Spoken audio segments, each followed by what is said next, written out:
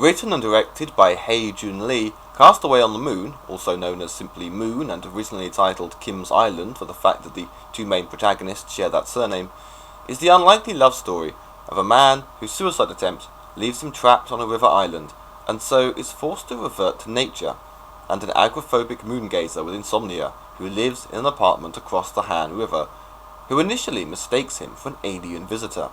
One wonders how feasible any of this is, but Han really does have islands like the one featured. Seong-gyeon, the suicidal man, faces a fight for survival against hunger and the elements, a struggle to stay alive which turns out to be the best thing ever to happen to him, as the quest for noodles and black bean sauce becomes symbolic in his mind for hope. It will be the best meal of his entire life. Meanwhile, Jung-yeon faces the challenge of overcoming her fear of people and the world for what starts out as a surprising curiosity, but which could be true love, and an introductory conversation that would usually take seconds takes weeks, as he scrawls messages across his beach and she chucks messages in bottles. I tend to watch films with bizarre names, case in point, I'm a cyborg, but that's okay. And as a bizarre film, this does not disappoint. At first glance, you might think, oh, it's like that boring and pointless Tom Hanks flick, but in a river and in foreign. In fact, other than them each being castaways, as the titles suggest, and Seong-gyeon talking to his scarecrow as if it were sentient, there is little similarity. While this is not a surreal film, it is perhaps what you would call quirky, that Jung-yeon would actually think Seong-gyeon has arrived from space, for example. Despite the craziness of a lot of this picture, much of the acting is actually nicely deft.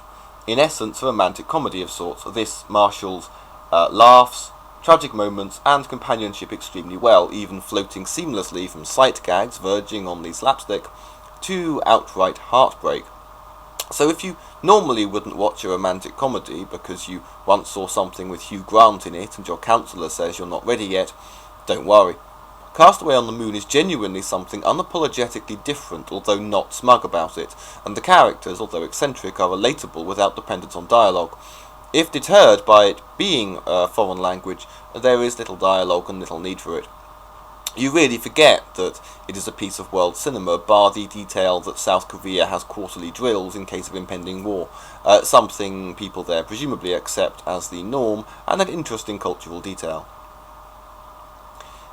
At this point in the review, I feel compelled to point out that Seong-gyeon looks astonishingly like an Asian Robert Powell, even looking increasingly Christ-like as the film goes on.